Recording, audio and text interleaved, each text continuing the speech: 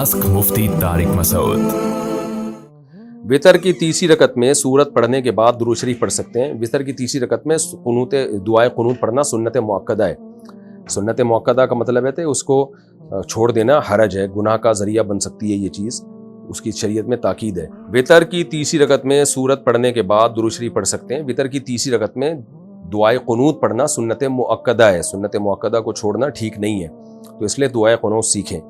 हाँ, जब तक नहीं सीख पाते या मुश्किल हो रहा है, बहुत बाज़ लोगों की बड़ी उम्र हो जाती है, फिर उनकी ज़बान पे अल्फाज ही नहीं चढ़ते, तो फिर कोई भी दुआ पढ़ सकते हैं। तो चूँकि दुरूद शरीफ भी एक दुआ है तो वो भी पढ़ सकते हैं। फिर अगर जमात से नमाज़ पढ़ते हुए बीच में वज़ू टूट जाए तो बाहर कैसे निकलें? पीछे काफ़ी लोग होते हैं, इनकी नमाज में खलल आएगा। कोई बात नहीं, आने दें खलल, आप निकल जाएं, खड़े रहना वहाँ जायज़ नहीं है। क्या ज़कात एडवांस में दे सकते हैं? जी हाँ, एडवांस में ज़कात दे सकते हैं। कुछ दिनों पहले हमारे वालिद साहब को सीने में दर्द हुआ, हम समझे कि गैस का दर्द है, जो कि इनको पहले भी होता रहता था। हमने सारी कोशिशें की, फिर हम इनको डॉक्टर के पास लेकर जाने लगे तो इनका इंतकाल घर पर ही हो गया। अल्लाह ताला मग़फ़िरत फरमाए भाई। डॉक्टर ने कहा कि इनके अंदर ज़िंदगी की कोई आसार नहीं है। अब हमारे बाज़ रिश्तेदार हमें कहते हैं कि तुम लोगों ने अपने अब्बू के साथ ज़्यादती की और अगर जल्दी ले जाते तो अब्बू बच जाते, इसका कफ़ारा क्या होगा? कोई भी अपने बाप को नहीं मारना चाहता। रिश्तेदार मनफी बातें कर करके गम बढ़ाते हैं। ऐसे रिश्तेदारों को बोलो खुदा के अजाब से डरो। तो आइंदा ये एहतियात करें, कोई भी बीमार हो तो फ़ौरन डॉक्टर से रब्ता करें, खुद से फ़र्ज़ ना कर लें कि गैस का दर्द है। तो लेकिन जो हुआ वो हो गया, बस अब उसको भूल जाएं। आप कोई ज़्यादती नहीं की आपने। अब्बू के लिए तौबा इस्तिग़फ़ार करें, उनकी मग़फ़िरत की दुआ करें। आइंदा बहरहाल एहतियात करें आप। लेकिन जो रिश्तेदार इस तरह की बातें कर रहे हैं, वो मनफियत फैला रहे हैं। लोगों का काम होता है तंज़ करना। एक तो बाप के मरने का गम होता है, ऊपर से ये इस तरह की बातें लोग शुरू कर देते हैं। एक गैर मुस्लिम लड़का है जो दिल से इस्लाम को मानता है और अल्लाह को भी मानता है, लेकिन इसने जाकर बाकायदा इस्लाम कबूल नहीं किया जान के खौफ से। अगर इसने किसी मुसलमान लड़की से निकाह कर लिया तो क्या इसका निकाह हो जाएगा? नहीं होगा, इस्लाम कबूल करना पड़ेगा। हाँ, पब्लिक के सामने इस्लाम अगर कबूल नहीं कर रहा डर की वजह से, तो अकेले में कर ले, लेकिन ये अल्फाज उसको ज़बान से कहने पड़ेंगे कि अल्लाह मैंने अपना हिंदू मज़हब छोड़ दिया और मैं अब इस्लाम में दाखिल हो चुका हूँ। सिर्फ ये मान लेना कि वाकई अल्लाह के नबी सच्चे नबी हैं और दिल में यकीन हो जाना कि इस्लाम सच्चा मज़हब है, ये यकीन होना काफ़ी नहीं है। इक़रारुम बिल लिसान, ज़बान से इक़रार और दिल से तस्दीक, ये भी ज़रूरी है, ईमान के अरकान में से है। फ़िरौन को भी तो दिल से यकीन था कि मूसा अलैहिस्सलाम अल्लाह के सच्चे नबी हैं। कुरान कहता है वजहदू बिहा वस्तैक़नतहा अनफुसुहुम। फ़िरौन ने ज़बान से इनकार किया, लेकिन दिल में फ़िरौन को यकीन था कि मूसा अलैहिस्सलाम अल्लाह के सच्चे नबी हैं। तो हाँ, पब्लिक के सामने इक़रार करने में अगर जान का खौफ है कि घर वालों के सामने मेरा राज फाश हो जाएगा, जान से मार देंगे, तो अकेले में इक़रार कर ले। यानी कलमा शहादत ज़बान से कहना पड़ेगा उसको कि अल्लाह मैं गवाही देता हूँ कि तेरे सिवा कोई इबादत के लायक नहीं, मोहम्मद सल्लल्लाहु अलैहि वसल्लम अल्लाह के रसूल हैं, और ये कहे कि मैं इस्लाम में दाखिल होता हूँ। तो अगर ये अल्फाज कहे थे, बेशक छुप के कहे हों, अल्लाह से कहे हों, तो फिर वो इस्लाम में दाखिल हो गया और उसका निकाह दुरुस्त है। मुफ्ती साहब ने मुफ्ती साहब मैं जब भी अल्लाह को याद करता हूँ, शैतान कोई ना कोई रुकावट डाल देता है। नमाज़ पढ़ना भी मुश्किल हो जाती है। नमाज़ पढ़ना शुरू करता हूँ तो किसी न किसी इंसान का चेहरा आता रहता है। जब अल्लाह को याद करता हूँ तब भी किसी इंसान का चेहरा आ जाता है। बराए मेहरबानी इसका हल बताएं। इसका हल यही है कि आने दें चेहरा, उस चेहरे को हटाने की कोशिश ना करें। आपको ज़िम्मे अल्लाह ने जो शरीयत ने जो काम लगाया, आप उस काम को फोकस करें। नमाज़ पढ़ें, रोज़ा रखें, ज़कात दें। जो चेहरे आते रहें आने दें, उससे कोई टेंशन लेने का नहीं है। मोहम्मद तस्लीम अख्तर इंडिया से, शरीयत में बीवी को किस बात पर मारने की इजाज़त है और कहाँ पर और कितना?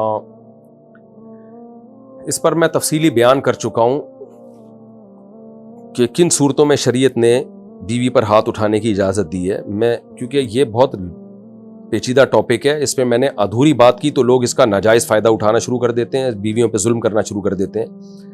इस्लाम में बीवी पे हाथ उठाने को अच्छा अमल नहीं समझा गया है। नबी सल्लल्लाहु अलैहि वसल्लम ने पूरी ज़िंदगी कभी अपनी किसी ज़ौजा पे हाथ नहीं उठाया। हालांकि आपकी 9 बीवियाँ थी एक वक्त में, फिर भी कभी हाथ नहीं उठाया। तो बाज़ सूरतों में बहरहाल इजाज़त दी है शरीयत ने। अब उस पर मेरा तफसीली बयान है, आप यूट्यूब पे सर्च कर लें, मिल जाएगा आपको। असल यही है कि हाथ ना उठाया जाए, मोहब्बत के साथ रहा जाए। वो बांदी नहीं है, लौंडी नहीं है, वो आपकी शरीक हयात है, उसको रिस्पेक्ट दें आप। लेकिन बाज़ सूरतों में बहरहाल शरीयत ने गुंजाइश दी है एतदाल के साथ हाथ उठाने की, क्योंकि सरबरा को अगर इजाज़त ही नहीं होगी कि वो अपना हुक्म ज़बरदस्ती मनवा सके تو پھر وہ سربراہ نہیں ہے. گورنمنٹ سربراہ ہے نا, تو گورنمنٹ کو یہ اجازت ہے کہ جب کوئی وہ لا, ایسا لا جو ہمارے فائدے کے لیے جب وہ گورنمنٹ دیتی ہے, اگر ہم اس کو نہیں فالو کرتے تو گورنمنٹ کو یہ اجازت ہے کہ وہ پنشمنٹ دے سکتی ہے, سزا دے سکتی ہے. تو مرد بھی گھر کا سربراہ ہوتا ہے, گھر بھی ایک چھوٹی سی ریاست ہوتی ہے.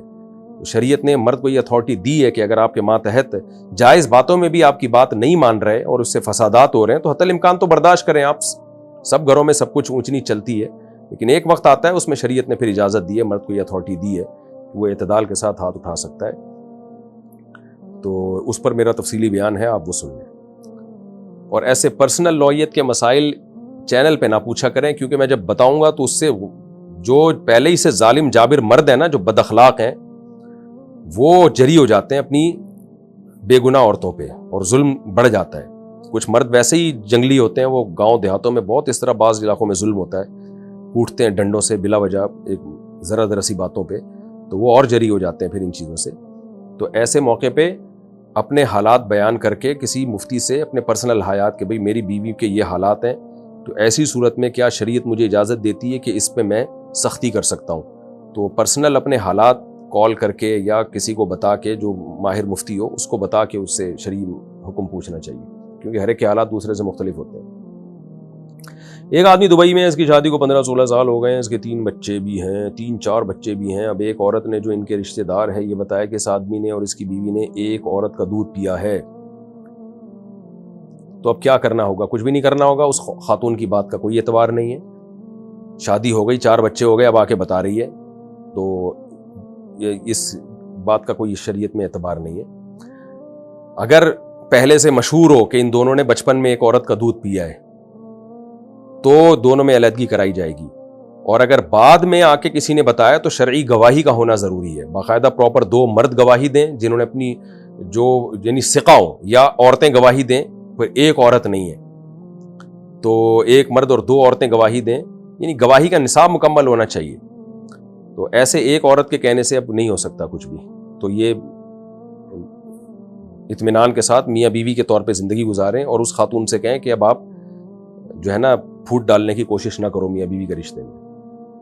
بالفرض اگر آپ کو علم ہے کہ پیا بھی ہے تو آپ سے اس بارے میں اب سوال نہیں ہوگا, کیونکہ شریعت نے ہمیں ایک عورت کی گواہی پہ فیصلہ کرنے کے حکام دیے نہیں ہیں, تو ہم شریعت کے مکلف ہیں. اگر آپ کو یقین بھی ہے نا کہ پیا ہے تو بس اللہ کی نظر میں یہ میاں بیوی ہی ہیں, بہن بھائی نہیں ہیں. قاری صاحب کا بچوں کو مارنا جائز ہے یا نہیں؟ جائز نہیں ہے, اس زمانے میں بالکل ناجائز ہے. ہاتھ لگانا بھی جائز نہیں ہے. اس میں میں تفصیلی کلپ ریکارڈ کروا چکا ہوں, وہ میں نے کسی کے ذمہ لگا دیا کہ وہ چلا بھی دیں. اس زمانے میں بالکل اجازت نہیں ہے. جعفر اقبال ہنگو سے پیسے جمع کر کے کرکٹ ٹورنامنٹ کرنا کیسا ہے؟ جائز ہے, لیکن جوا جائز نہیں ہے. ہوتا یہ کہ پیسے جمع کر کے کھیلتے ہیں تو جو ٹیم جیت جاتی ہے سارے اس کو دے دیتے ہیں, تو یہ جوا ہے.